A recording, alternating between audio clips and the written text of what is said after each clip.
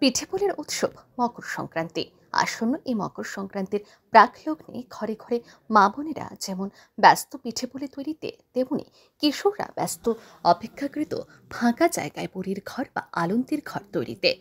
.কমের এই যুগে বাংলা ও বাঙালির অন্যতম এই সংস্কৃতি ক্রমশ হারিয়ে যাচ্ছে।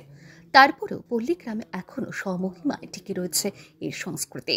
মূলত কিশোরদের হাত ধরে পল্লীগ্রামে এখনও এই বুড়ির ঘরের সংস্কৃতি টিকে রয়েছে।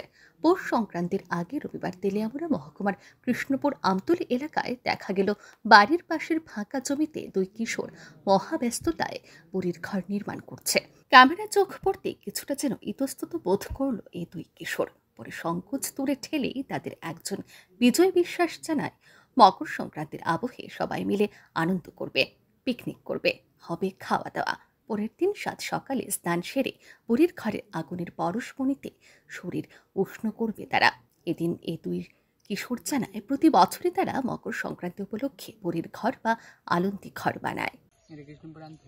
কৃষ্ণপুর আমতলী। আচ্ছা, কি বানাইতেছো তোমরা? এটা আলন্তি ঘর। প্রত্যেক বছরই বানাও তোমরা? হ্যাঁ। এই কি মানে কি কারণে বানাও এটা? পিকনিক করণের লিগা? মানে পৌষ মাসের সংক্রান্তির দিন। তারপরে এটা কি থাকবো এখানে নাকি পুরা লেবা? মানে পিকনিক টিকনিক করেছো তোমরা পুরা লেবা? তোমরা কয়জনে মিল্লা বানাইতেছো এটা? দুইজন। তুমি আর হ্যাঁ, কি নাম তোমার? তোমার নাম বিজয় বিশ্বাস। আর তোমার নাম? অর্ঘজিৎ রায়। তোমরা নিজেরাই এটা বানাইছো নাকি না আর কেউ সহযোগিতা করছে তোমরা? দুইজনই। কি কইবা, এটা তো অক্ষণের যুগে পোলাপাইন বানায় টানায় না, তোমরা বানাইতেছো না? এটা পুরান একটা ঐতিহ্য, এটা মানে ধরে রাখতেছো নাকি?